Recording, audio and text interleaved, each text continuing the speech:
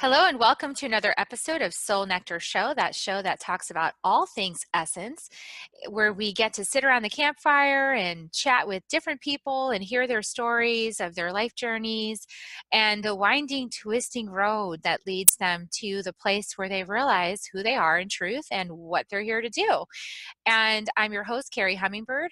I love leading people through the first steps of that journey and through the deepening of it and pretty much the whole thing. I love the spiritual journey. I love the awakening. I love synchronicity and all these beautiful insights that come when we open up to know ourselves in a greater capacity as bigger than just this body, just this life. And today I'm really excited to have on the show my friend Brooke Erol. Welcome, Brooke. Welcome. Good to see you. Thanks for having me on your show. Good to see you too. I'm so excited. So Brooke is the founder and president of two local San Diego businesses, Your Best Life and Purposeful Business.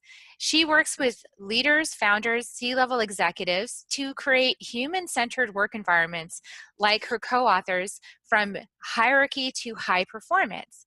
She has international experience working with Fortune 500 companies as her clients. She is also an author of Create a Life You Love. She speaks internationally about future of workplaces and purpose-driven leadership. And I know Brooke from the Evolutionary Business Council, which is just such a fantastic organization. Meet so many awesome purpose-driven people in that organization. And I know we had a conversation that sparked this desire to have a conversation on Soul Nectar Show. So tell me a little bit about, for our audience, since I've already heard some of this, but we're going to go over it. So tell me a little bit about your own journey of figuring out who you really are and what did that look like for you? Thank you. Great question. And I love to hear other people's stories that you have on your show. So thanks for that, Carrie. So mine was like really, I got lucky to be born into a family, like lots of intellectual people, but let's say they're always in their left brain, like always scientific, like logical people, right? So the logical thing for me to do that I inherited for them is to get good grades, good school, good job. So I did them all. So I found myself at IBM, good paying job, nice office, perks and everything.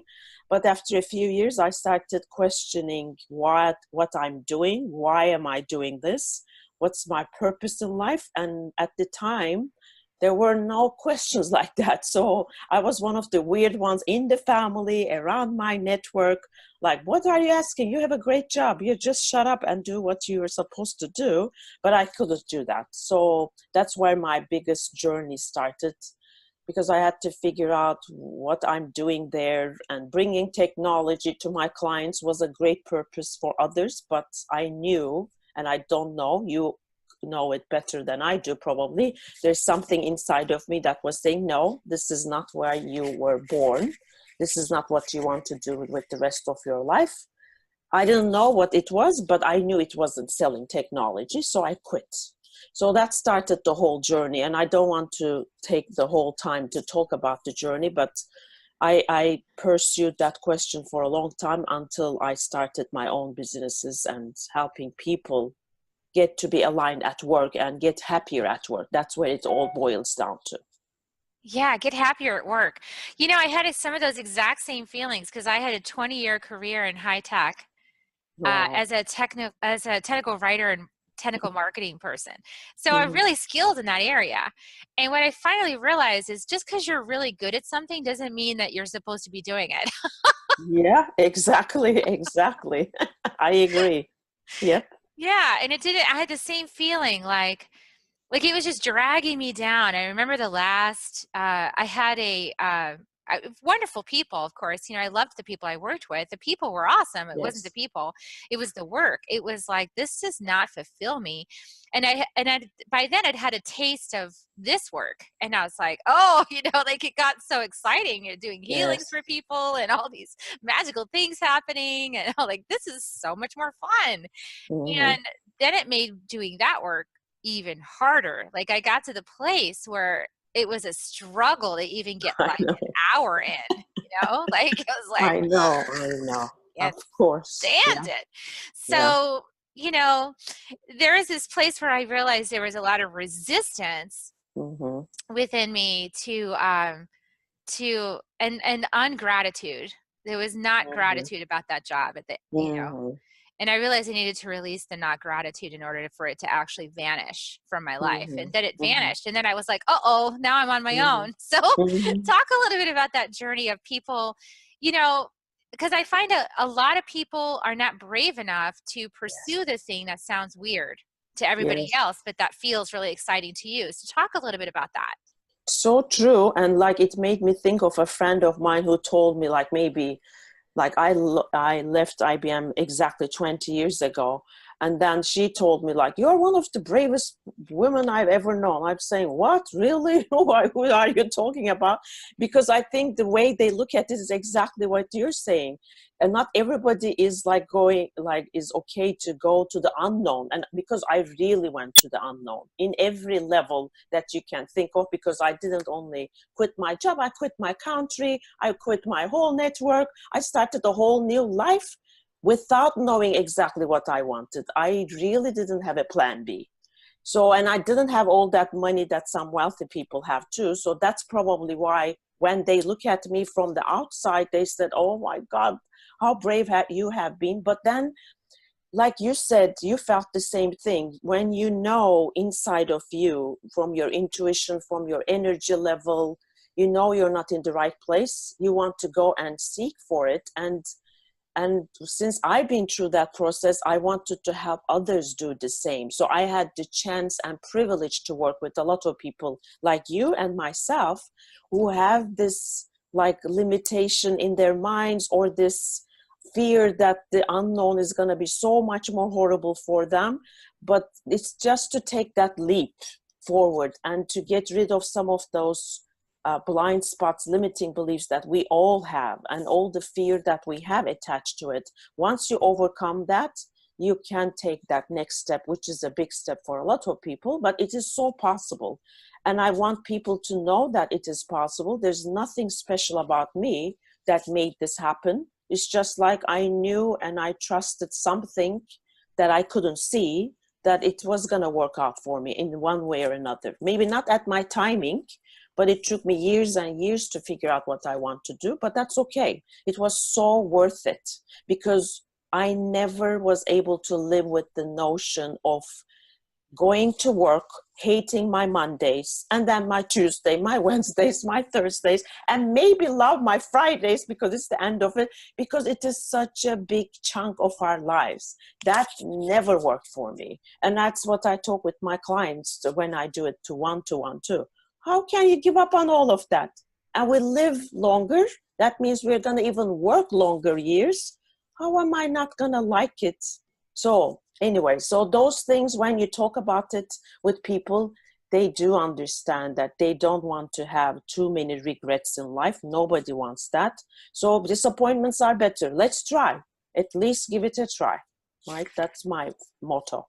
I love that. I when I get this vision of you changing your life, almost like you just like took off all your clothes and went streaking, like you're just like, Yeah. screw it, like, Yeah. like I'm just gonna go do what I want to do, and I don't Yes. care. Something good's gonna happen. It was Yes. almost like this act of rebellion. Yeah, maybe. I didn't feel like it at the time, but I had to put up with a lot of people with judgment, looking at you and thinking you're really out of your mind, you're crazy. It's hard to not to listen and do what you want, and nothing was logical about what I did. So it wasn't so easy, but it was definitely worth it. So, Yeah, and it doesn't.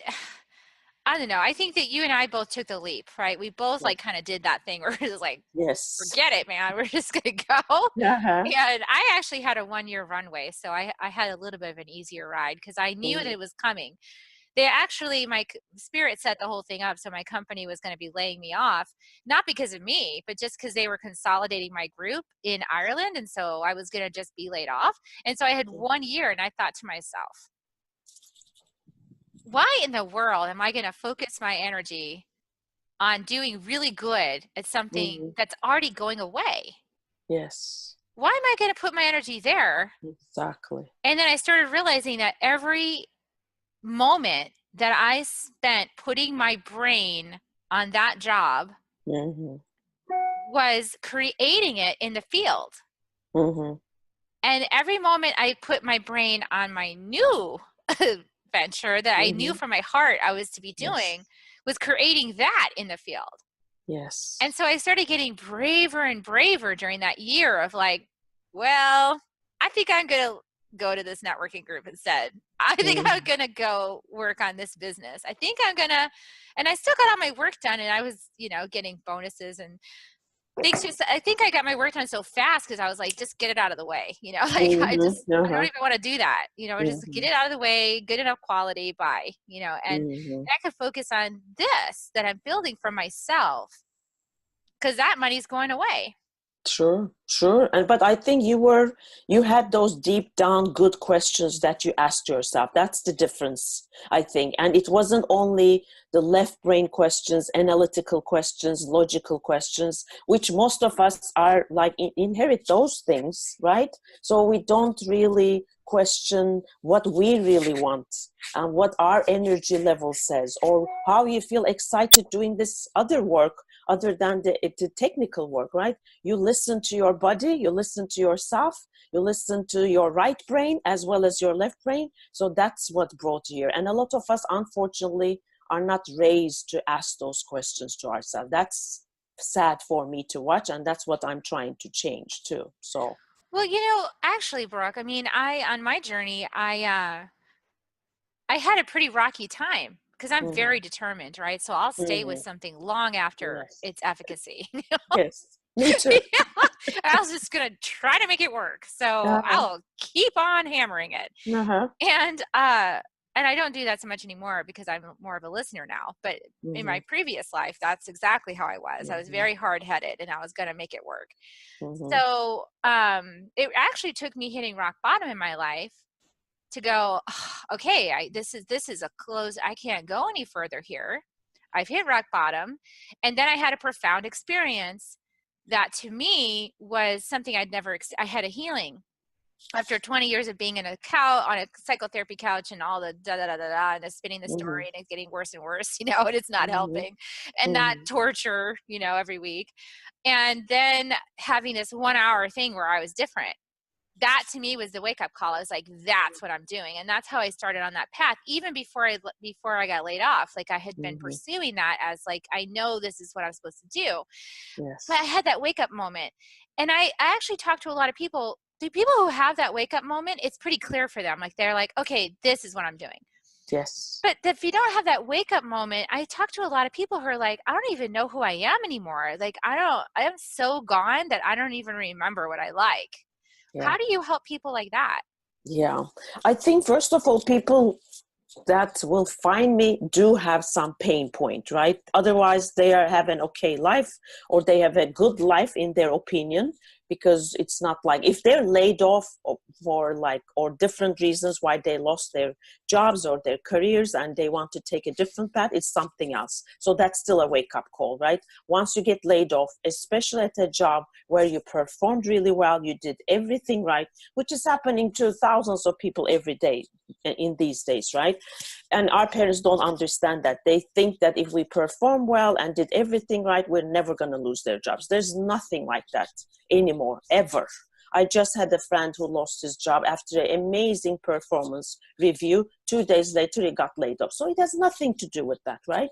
So those people, when they get laid off, are like, don't know what to do because they feel like they did everything that they're taught, they inherited, and they did like the work and the hard work and extra hours, education, everything. So that makes them, first of all, think, okay, what do I do next that's different than what I did, so that I don't get this heartbroken ever again at work? So what should I do? Should I be on my own? Is there a job that keeps me safe and stable? And the answer I know is no. No. Uh, but at the same time, now I feel like having your own business was so risky for so many people, but now having a job is as risky. You never know if you're going to be able to stay there even after a year, even if you worked really, really hard, right? So now that's why people are asking bigger and better questions, in my opinion. But again, it still follows something that happens to them. It's layoff, or they are so sick and tired of the same job and they're getting physically sick. And I don't know if you know or heard the book about, which is one of my Bible books now, called Dying for a Paycheck. So that guy from Stanford has made a huge, lots of studies and research around the world. And they see that the number one stress factor for people is either money or work, and they're both related. And the number one reason why people get sick is stress. So work is really like related to a lot of sickness that we all have.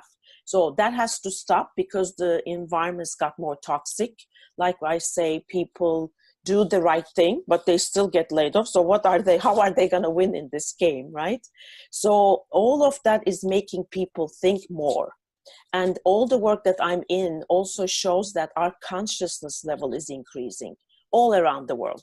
It's not like 98% yet, but a lot of people are thinking more about their well-being. If like they have more self-awareness, they ask better questions for themselves earlier in life. All of that are making people think, okay, what should be my next job, my next career, my next move? And that's when they find me. They're not really interested in what I have to say when they feel like they have a good life. So there's always something that makes it painful for them to start asking those questions. But it's my generation. I'm Generation X. But the next generation after me, millennials, are asking them without the pain. They're asking that in college years, even in high school years. They want to work for a company who's purposeful. They want to buy from a company who's purposeful too. So they're very different. They don't wait until in their 40s, 50s to ask these. They ask it so fast. So that's what's pushing some of the change, I would say. Yeah, and I think it's also that the people that you were talking about who are like, I have a good life, I'm fine. Mm-hmm. Even those people, when you start to delve deeper and ask Yes. questions, it's like, I'm fine, but I spend all day going from meeting to meeting to meeting to meeting. I barely have time to go to the bathroom. Yes. Never mind have a glass of water. Like my 8 glasses of water a day that I'm supposed to drink, my exercise that I'm supposed to be doing, my, healthy eating. I don't have the energy for that. But my life is just fine. You go to my job, get paid really well, and then come home and have my beer or my wine or my bourbon. Like, True. it's like I'm Yes. trying to share that Yeah. there's actually a different way of living. Now, here's an interesting thing, Brooke, is that I've taken this journey. You've taken this journey. You and I have taken the journey probably in our own unique ways. But in my experience of it, it's kind of like I started realizing I could change my belief systems and then my whole life would Mm-hmm. change. So I Yep. started changing my belief systems, and like I started disbelieving the fear Yes. and started going towards the dream Mm-hmm. every Mm-hmm. day and just saying, okay, I don't believe you, fear. I'm going to the networking meeting. I'm not going to be at my IM. If my boss messages me, oh, well, I'm not going to be there. I'll get it when I get back. And I just had to just go. I was still getting my work done, but I'm not like a slave to the computer, and I'm not a slave to meetings. And I stopped attending meetings that I didn't actually need to attend. I was like, no, I don't need to go to that meeting. That's Yeah. not necessary for my function. Mm-hmm. I think there's way too many meetings and not enough time to integrate what's happening in the meetings in corporate. And I think that there's very little respect for, even still, because I talk to my clients who are working at these big companies, there's still a lack of regard for people's life, like their Mm-hmm. life force. Mm-hmm. I'll just share another story just to illustrate this point. So I was in Mm-hmm. energy medicine training, right? So Mm-hmm. I had just gone to Peru. I worked remotely from the office. So occasionally I would have to fly to California and go to the office. Mm-hmm. So I was flying to California and going to the office about 3 weeks after I had just been on an intensive retreat where I like cleared everything out.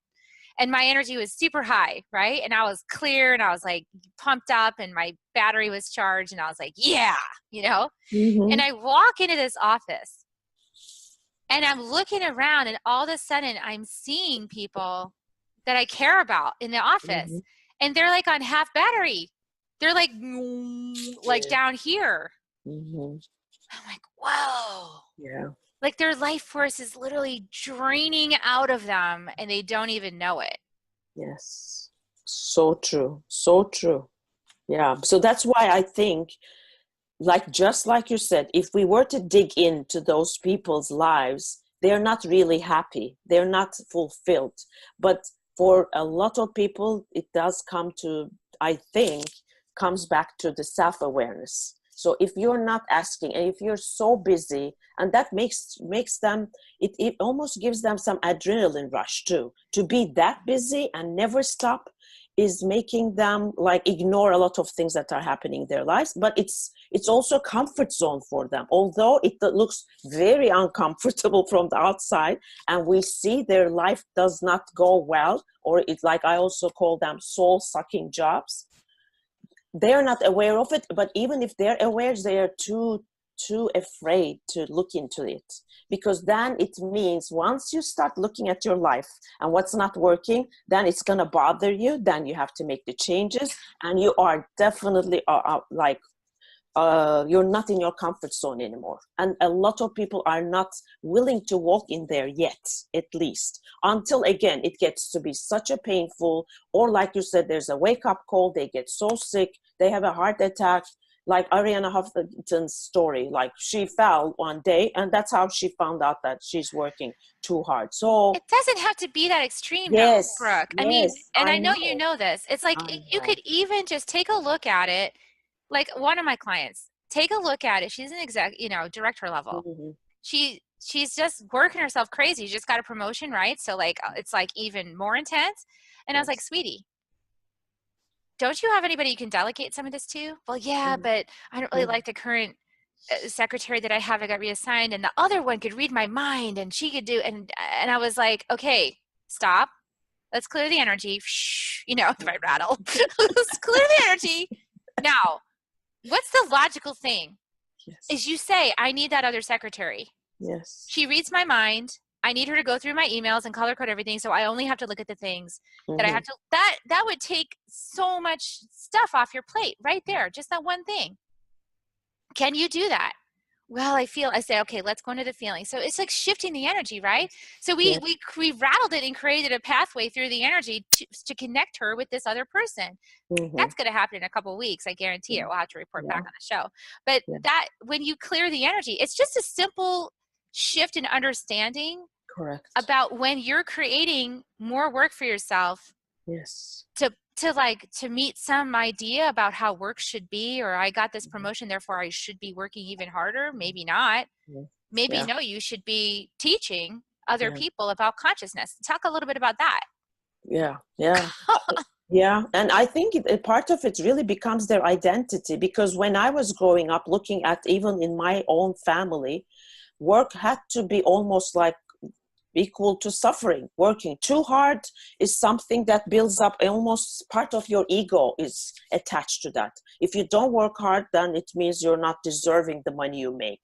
Work has to be part of like suffering and working so many hours. I mean, that's how much they really engrave that in their mind, that they can't think otherwise. And I see it when I talk to leaders in organizations. They can't think otherwise. They never question their belief systems. They never question that work can be different and look different. And I'm also working with these amazing companies because I give them as examples that it is possible. It is possible not to have the main goal to be profit maximization on the expense of people's well-being, and do just the opposite. Really treat people with dignity, respect at every level, not have that command control and lots of hierarchies, and then make sure people are happy at work.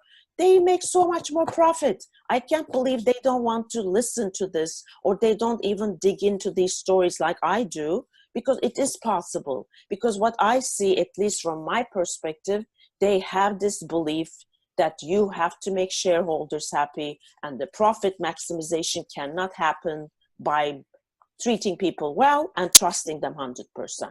They just have this, and we had this for 150 plus years since the industrial mindset started. So I don't blame them, but they will be so left behind because they're not attracting the new talent, because millennials do not care about this at all. And I have a son who's a millennial. He changes jobs right away when that happens, and they can't really keep them, and it drives them crazy because they think it's still the money, the compensation, the beautiful office, and the free coffee. No, they don't care about those things so much. It's not at least the priority for them.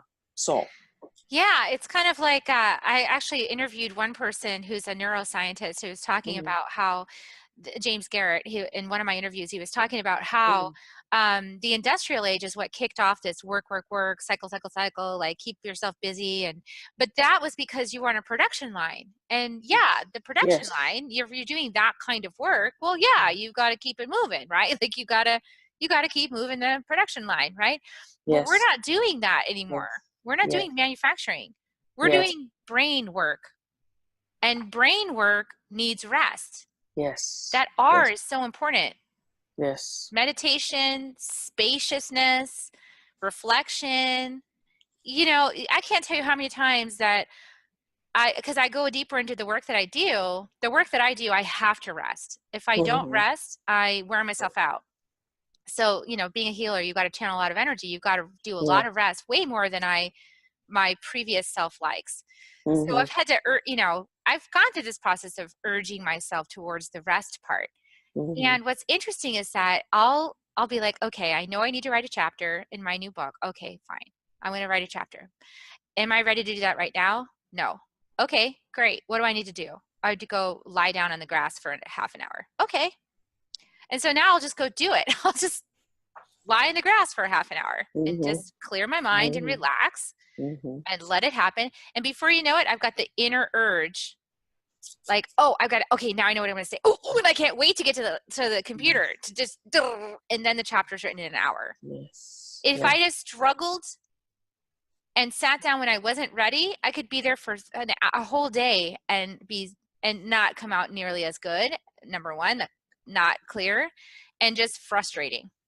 yeah, yeah. And I think there's so many more studies now. You are so right. And I'm trying to schedule my days accordingly too. Now there are many studies which shows there's no way on earth that anybody can be productive as they work like 9, 10 hours a day with no breaks. They have figured out that people need chunks of time. Like they figured out, like, for example, and it differs from one person to another, right? That's why these new people, new millennials, want the flexibility, because they are more aware of when they are more productive. So sometimes maybe it's, for me, I am very productive from 8 to 12, and I really need that chunk of time. But then I need 2.5 hours to do what I love, going to the beach to have a walk, having to read my book or write something. And then I'm back for another 3 hours, really productive. So, and I do go to these companies and ask, you won't believe the answers that I'm getting. I can't really believe that they know it, but they can't do anything about it. I ask the senior leadership, I say, like, how long do your people stay here at work? They say 8, 9, 10 hours. How many of those hours do you think they're productive? I sometimes get answers like 2. They Yeah, know they're spending 9 hours, and their leaders, their managers know only 2 hours is productive. That is horrible, in my opinion. that's terrible. Yes, and that's why the work, the setup that we did, just like you said, it started with the factory, with the assembly line. We needed those, and people didn't have to use their brains. So it worked at the time, but unfortunately, that mindset still stayed in the front office, and it shouldn't have.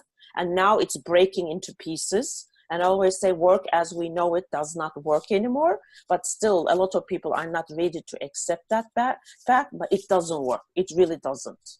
And it's not humanly impossible. Like you said, if you forced yourself to make that like one chapter, right, when you're not ready, it's not going to happen.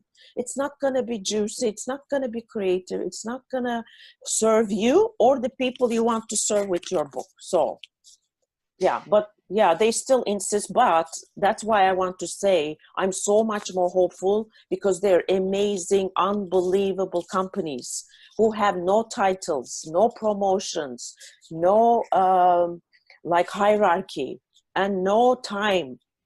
And they do really well because they let their people choose their time to work. Of course, if you're a pilot and you have to be somewhere to fly a plane, you can't do that. But for many jobs, you can be flexible, and they are much more successful. So it's Yeah, changing. It's changing. honoring the person that Yes. honor themselves. And as Yes. you honor yourself, you're able to deliver more capacity out into Of the world. That's course. a Of fact. course. Of course. So Yes. how do you help people to figure out once they go, oh man, I've had this catastrophe in my life and Mhm. now I'm scared and my survival instincts are kicked in and I don't know what to do with myself, but I also can't make myself go back to a horrible job Mhm. and I don't want to sell my soul again. So what do you say to them? Yeah. How do you So that's my one-to-one, your best life business. I'm all into that, to do the one-to-one coaching. And really, when I take clients, I'll tell them too. Some of the mechanics I know how to do, like finding the next job, which one is better for you, how to write your resume, where to look for them. But the biggest work I do is definitely the emotional side, because they have, and we all do, have our limitations on what the next thing should be. It's again so logical, and we think there's so many impossible things. So I really, really, really force them to go to their dreams. What would be your dream job if everything was possible? I mean, who are the people that you admire, that you see, alive or not live, that you would want to be like?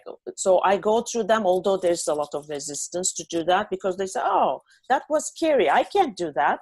That's somebody, that's like whatever, like that's Bob Chapman, the CEO of Barry Waymiller. I can't be that person. So we work through those limitations. Why, and there's lots of whys behind it, so that we can at least get rid of some of the limitations in their minds, and then start from very general stuff that they love to do, because they never stop to think what it gives them joy in their lives, what gives them the flow in their lives, what gives them the longest hours and duration of happiness. So we go through the very, very general stuff, has nothing to do work, and then we go and narrow it down. I do have them take some assessments about their personality, their strengths and everything, and then we narrow it down to a place where they make a decision if they need another job, if they need to change careers, or they have to start something on their own. And if it's not, and sometimes people find me in their 50s, 60s, they just want to have more meaning in their lives, they don't need the money, then it's a volunteer work, something that really feeds their soul. So it changes from one person to another. It's really the emotional work and then the mechanics of the work. But lots of emotional stuff comes up, of course. So, but that's how to overcome that. And that's what I had to do for myself. I had so many limitations on what I can be or what I can do. So I can relate to what they go through. So that's how I help them, really.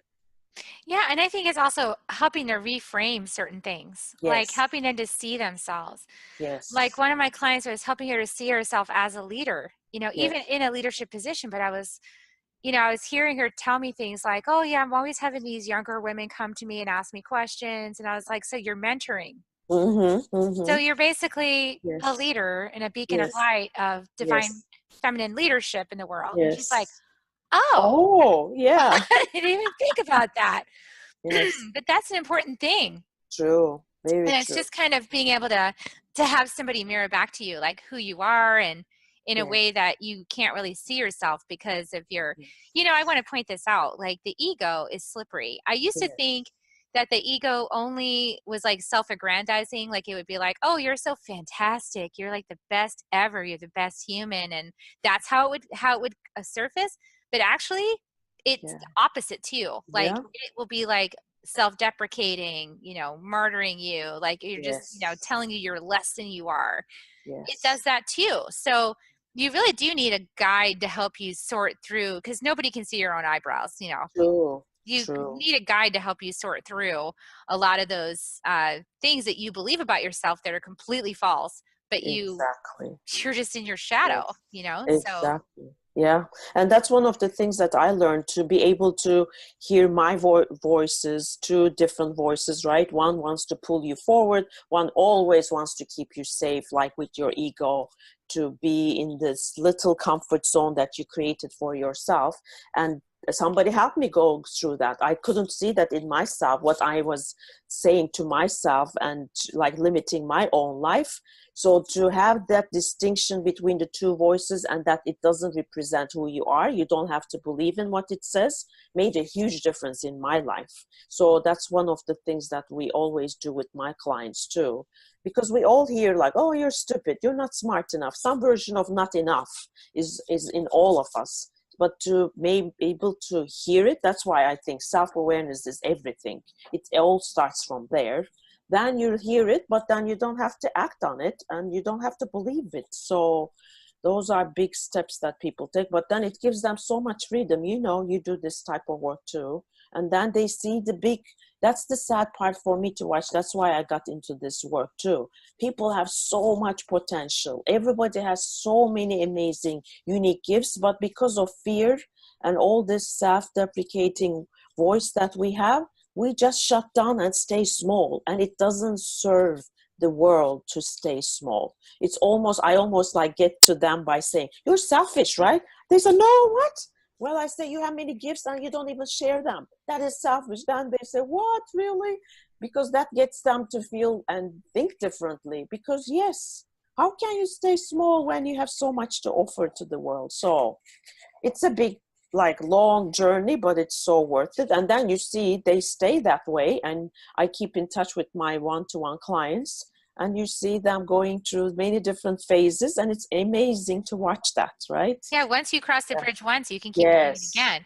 It's kind of Yes. like I like to think of it as having faith to take those first few steps and run an experiment. Like, Yes. wonder what would happen if I Yes. allowed myself to believe in this possibility for myself, whatever the next possibility is. And then I wondered what would happen if I aligned myself Mm-hmm. to that Yes. and became the kind of person that does that job, like on the inside. Yes. Because I'll tell you what's going to happen as you do that. You attract it. Yes, yeah, that's very true. You Very attract true. it. Very true. And I think I'm very much into the purpose thing because, like, again, thanks to some of the different new science fields like positive psychology and everything, we all want happiness, right? And we all, if I were to ask anybody around the world, and I go around the world to give speeches, everybody says, okay, I want to be healthy, I want to be happy. And now when they look at the happiness levels, people who are the happiest have some kind of meaning in their lives, so they have a purpose that makes it sustainable. Other type of happiness, oh, I'm happy that I got this, found this mug, so happy, it like it only takes 2 minutes before I forget that, right? Yeah, but the purpose, Exactly. And you man. wake up for something bigger than yourself. And like you said, you and I both come from the technical world. That's what I was feeling too. That's a test that I give to my clients. I would never want to go and read a book about technology. I want to use technology, but I'm not a fan.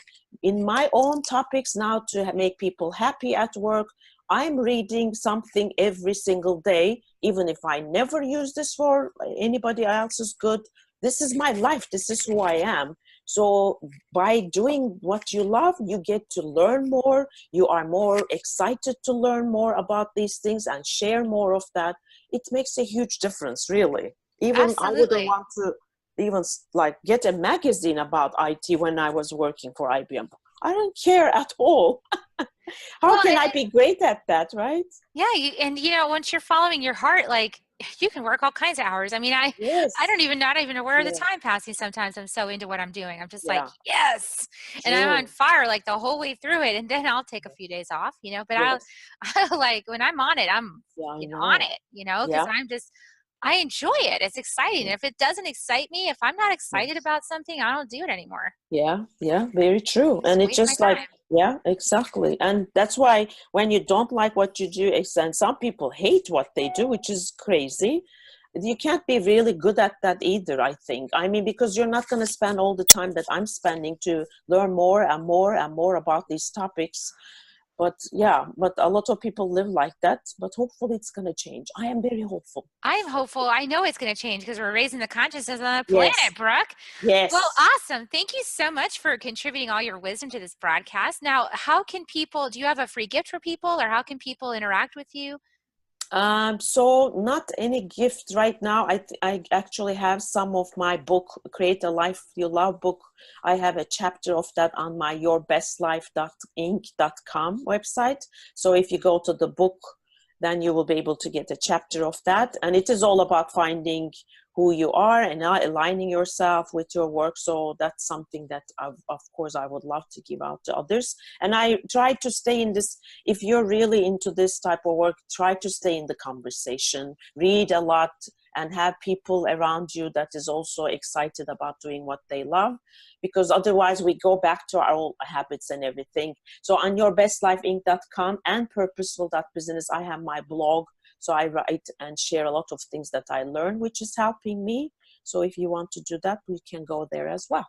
Wonderful. Well, thank you so much. I'll include those links in the show Yeah. notes. And now I'm going to give everybody kisses. So you're welcome to join me as give Yes. everybody kisses. Here they come, everybody. Sure. You're ready. Mm. And I give a lot of kisses to you too, Carrie. Thanks for doing Oh, this and sharing everybody's stories, because we know stories and how people get to where they are makes a huge difference on others too. So thanks for having me, but thanks for having this show and putting some time and effort into this. Thank you. thank you, Brooke, so much. And thanks for being our guest. And thank you, everybody out there. Please leave some show notes, some comments on our show page, either on YouTube or soulnectar.show or on iTunes, wherever you find this broadcast. Listen to it. Ask questions if you have questions. We'll see them and we'll get back to you. Leave a comment. Let us know. And like our podcast, please, on all the stations where you find it. We really appreciate that help. So thank you so much, and we'll see you next time on Soul Nectar Show. Bye, everybody. Thank you. Bye-bye.